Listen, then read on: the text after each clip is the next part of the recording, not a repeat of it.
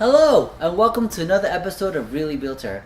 As you may know, I have been a real estate investor for over 10 years, and I'll be honest, I didn't have the proper guidance when I rented out my first investment property condo on my own. Therefore, I had to make some mistakes and learn along the way. In today's episode, I'll share with you 6 common mistakes that new landlords make. More to come after this.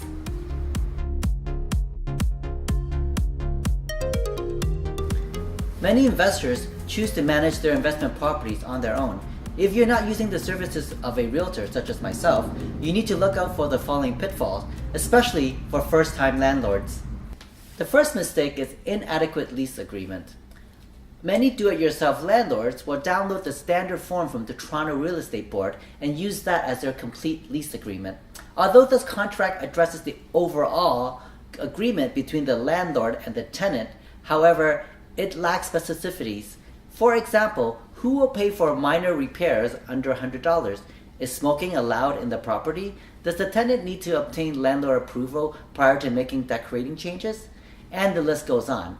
If you're interested in obtaining a copy of the list of clauses that I use for my client's lease agreement to give them an added assurance as landlord, please feel free to reach out to me.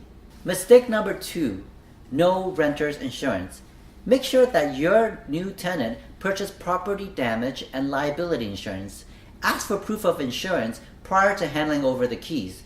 If you're using the latest agreement to lease form from the Toronto Real Estate Board, it is outlined in clause number 14.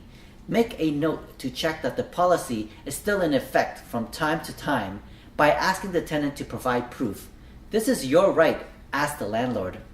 Number 3 is the lack of due diligence on vetting new tenants. At a minimum, I ask my rental applicants for the following: recent credit score, letter of employment, pay stub, references from previous landlord, manager, as well as personal references. In this day and age, it is easy to check on the social media profiles such as LinkedIn for additional information. I can't stress enough the importance of properly vetting applicants. Mistake number 4 is not walking through the investment property. Always make sure that you walk through the property with the new tenant and have them sign off on all the defects prior to moving in. You would do this when you rent a car for the weekend, so why wouldn't you do this on such a significant investment?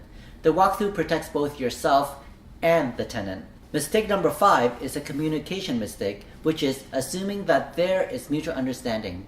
Always make sure that all requests to tenants are in writing with clear instruction.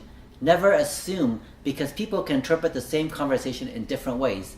I find that keeping all records via email is the best practice because it is easy to sort and you can set aside a folder for each rental. The last mistake is getting emotionally involved. I too ran into this situation when I rented out my first condo. Because I had previously lived in the unit, I had an attachment to my home. As landlord, we must act rationally to ensure a smooth revenue generating business. Consider bringing in a realtor or a property management company if stress and emotion become an issue for you.